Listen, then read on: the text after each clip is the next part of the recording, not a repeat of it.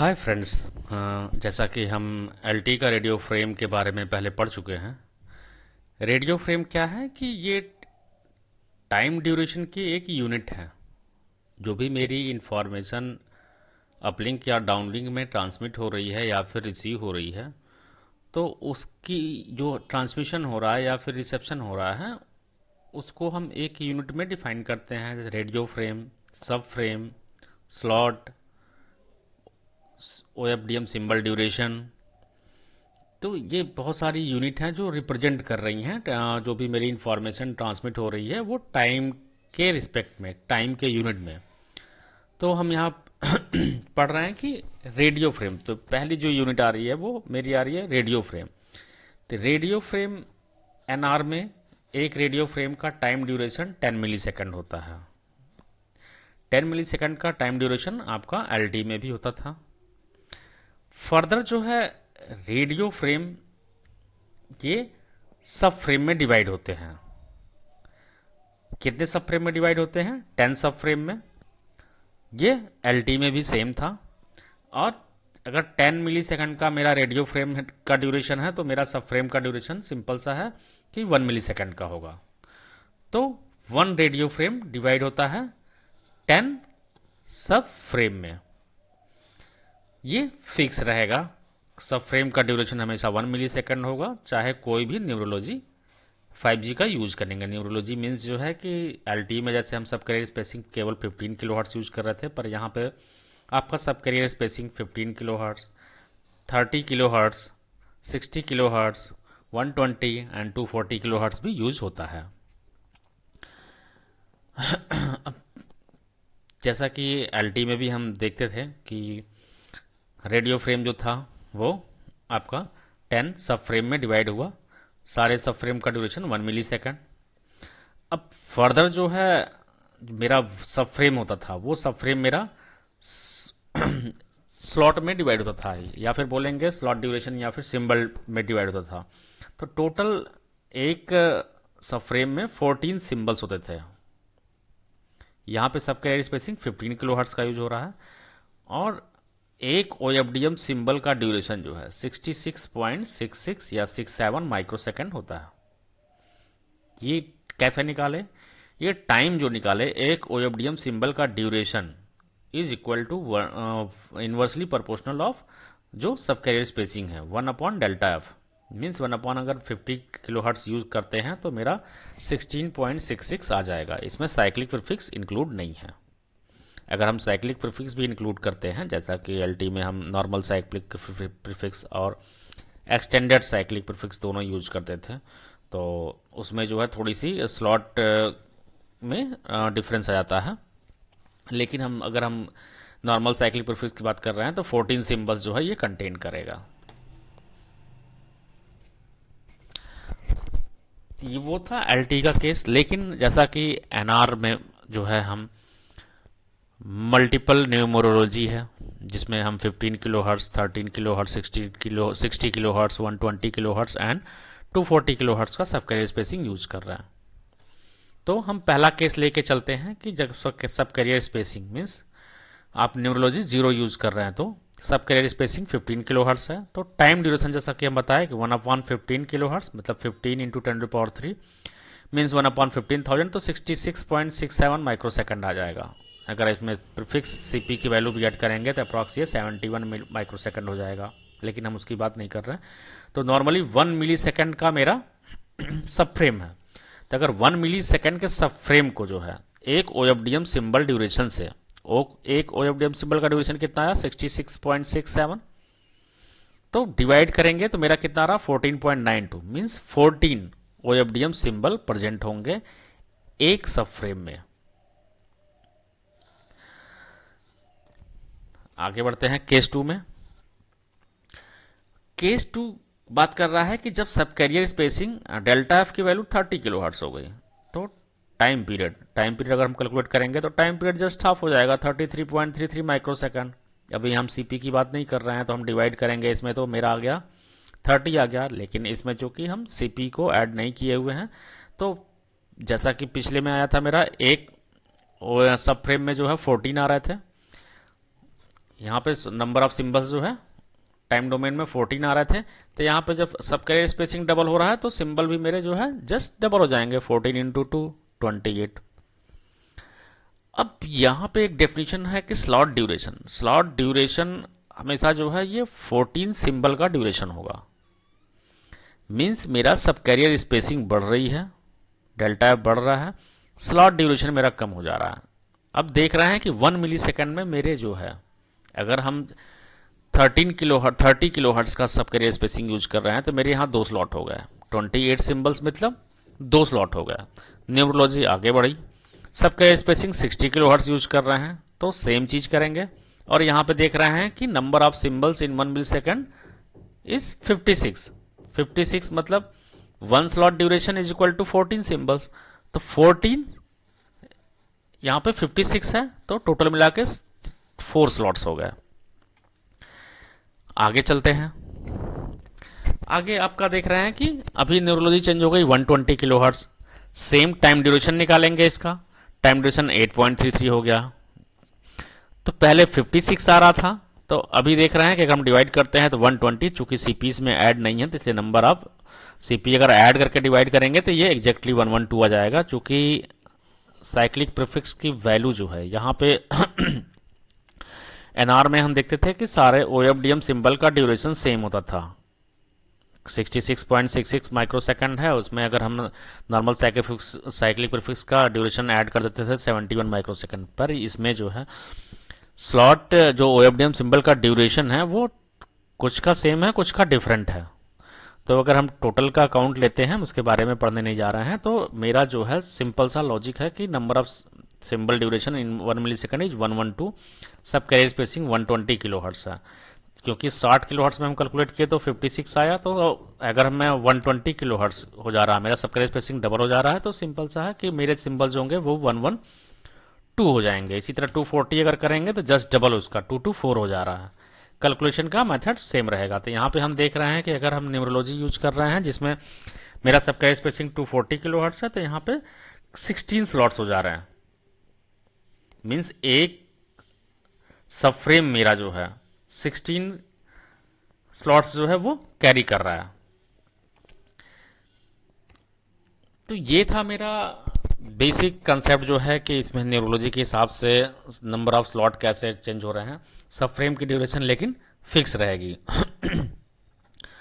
अब radio frame, जैसा कि हम बात करते हैं कि एफडीडी में फ्रीक्वेंसी डिवीजन डुप्लेक्सिंग में अपलिंक फ्रीक्वेंसी और डाउनलिंक फ्रीक्वेंसी दोनों अलग अलग यूज होती हैं, तो उसमें सेम फ्रेम स्ट्रक्चर रहेगा, उसमें कोई चेंज नहीं होगा।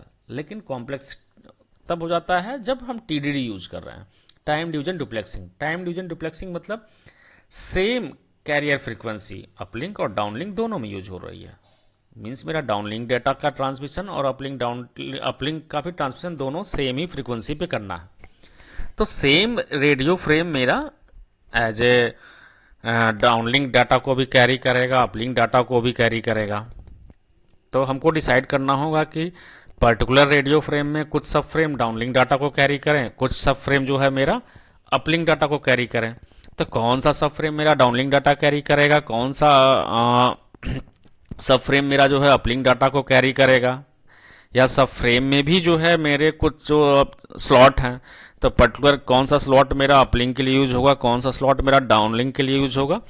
तो इसके लिए 3GPP ने रूल फिक्स कर दिए हैं कि पर्टिकुलर ये अगर आप ये कॉन्फ़िगरेशन यूज कर रहे हो तो 1 2 3 डाउनलिंक के लिए यूज करना है, 6 7 8 अपलिंक के लिए यूज होना करना है। लेकिन इसमें बस एक रूल ये है कि जैसा कि हम यहाँ देख रहे हैं कि एक सब फ्रेम है 1 मिली सेकेंड का।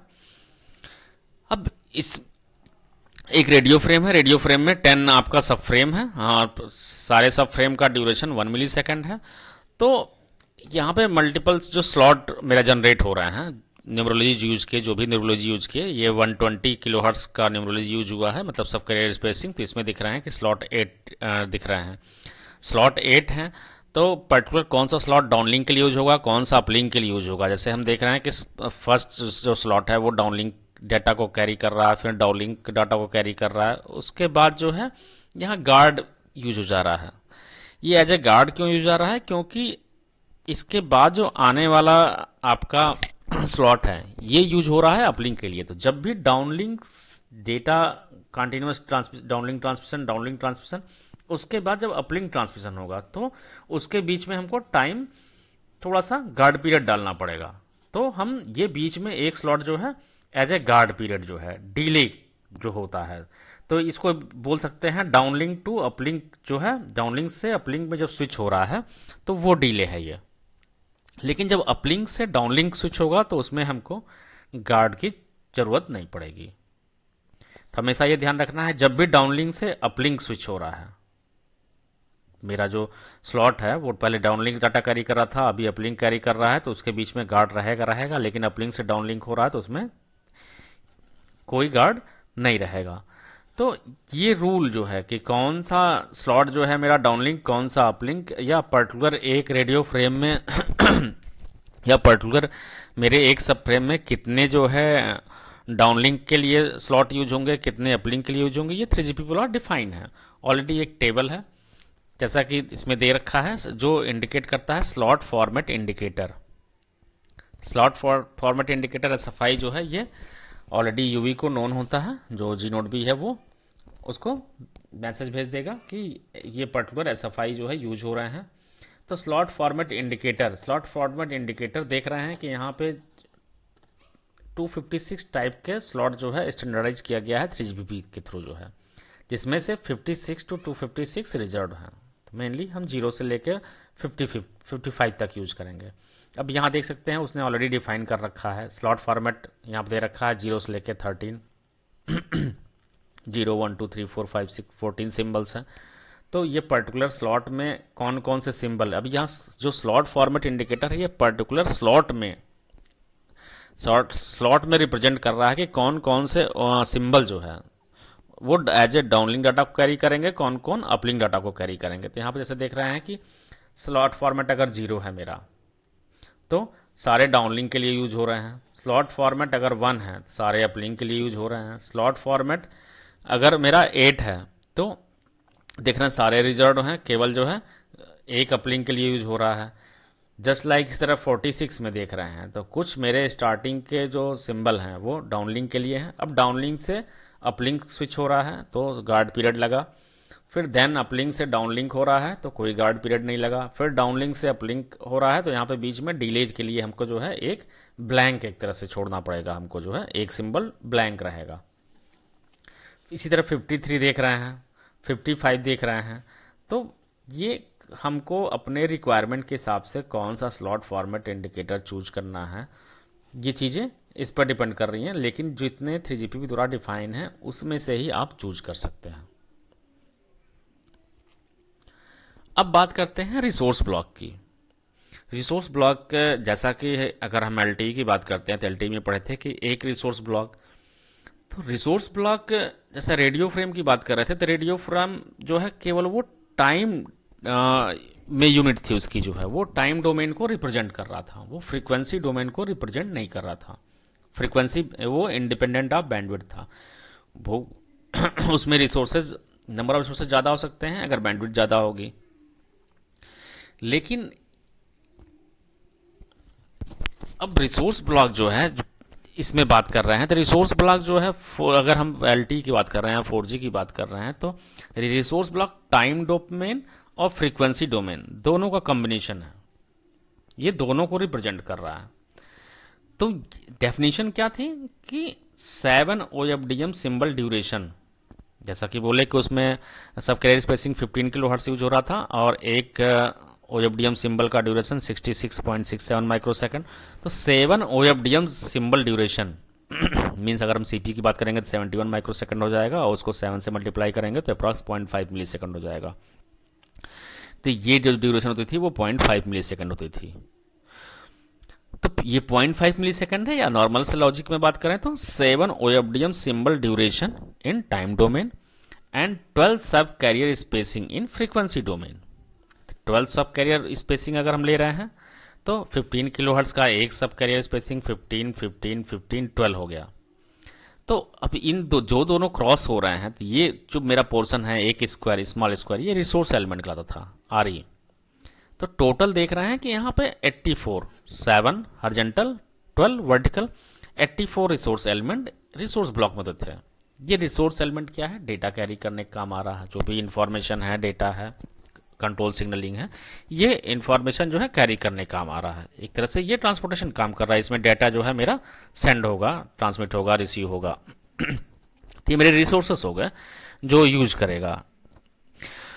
तो अभी यहां बात कर रहे हैं कि 4G में रिसोर्स ब्लॉक का डेफिनेशन जैसा कि बताया कि 4G का रिसोर्स ब्लॉक जो रिसोर्स है, कितना रिसोर्स है, तो वो 2 यूनिट में डिफाइन हो रहा था कि टाइम डोमेन में 7 OFDM सिंबल ड्यूरेशन और फ्रीक्वेंसी डोमेन में 12 सब कैरियर स्पेसिंग।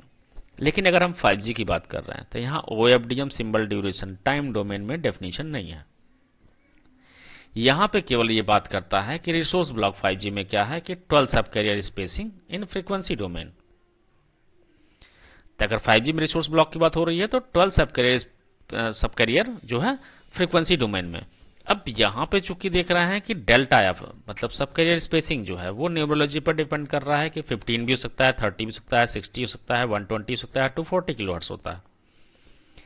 अब यहां पे अगर 4G की बात कर रहे हैं तो चूंकि 12 सब कैरियर स्पेसिंग यूज हो रहा है, 12 सब कैरियर यूज हो रहा है फ्रीक्वेंसी डोमेन में, तो और एक सब कैरियर जो है 15 किलोहर्ट्ज का है, तो total 15 into 12 means 180 kilohertz. Means यहाँ पे रिसोर्स ब्लॉक क्या था कि फ्रीक्वेंसी डोमेन में 180 किलोहर्ट्ज, टाइम डोमेन में 0.5 मिली सेकेंड। जो रिसोर्स है वो मेरा एक रिसोर्स ब्लॉक है। तो यहाँ पे फ्रीक्वेंसी भी फिक्स थी 180 किलोहर्ट्ज, टाइम भी फिक्स था 0.5 मिली सेकेंड। यहाँ टाइम तो पहले से डिफाइंड नहीं और फ्रीक्वेंसी फिक्स नहीं है, क्योंकि अगर हम सब कैरियर स्पेसिंग पर डिपेंड कर रहा है कि अगर हम डेल्टा 15 किलो हर्ट्ज यूज करेंगे तो 180 किलो हर्ट्ज हो जाएगा, 30 हो जाएगा तो फिर 30 इंटू 12 360 हो जाएगा, 60 किलो हर्ट्ज यूज करेंगे तो 12 इंटू 60 720 किलो हर्ट्ज हो जाएगा। जैसे जैसे मेरी सब कैरियर स्पेसिंग बढ़ेगी तो मेरी रिसोर्स ब्लॉक की बैंडविड्थ भी बढ़ती जाएगी। अब यहाँ पे जो टेबल है वो आपको शो कर रहा है न्यूमरोलॉजी के करस्पॉन्डिंग कितना जो है फ्रीक्वेंसी रिक्वायर्ड है एक रिसोर्स ब्लॉक के लिए 5G या 4G। 4G की बात करेंगे तो केवल 15 किलो हर्ट्ज ही सब कैरियर स्पेसिंग यूज होता है, सिंपल सा 180 किलो हर्ट्ज। हम MB MS सर्विस की बात नहीं कर रहे हैं, वहां पे सब कैरियर स्पेसिंग डिफरेंट यूज होता है LTE में। अभी तो फिर 5G के लिए कैलकुलेट करेंगे तो सेम, तो मतलब न्यूमरोलॉजी 0 के लिए LTE और 5G अप्रॉक्स सेम है, सेम बैंडविड्थ रिक्वायर्ड है। लेकिन अगर न्यूमरोलॉजी 1 हो रही है तो यहाँ पे देख रहे हैं सब कैरियर स्पेसिंग 30 किलो हर्ट्ज हो जाएगा, तो यहाँ पे बैंडविड्थ कितना रिक्वायर्ड है वन रिसोर्स ब्लॉक के लिए 360, यहाँ पे 720 1.44 मेगा हर्ट्ज और यहाँ पे 240 के केस में 2.88 मेगा हर्ट्ज। तो ये था मेरा बेसिक इंफॉर्मेशन आपका NR रेडियो फ्रेम और रिसोर्स ब्लॉक के बारे में। Thank you.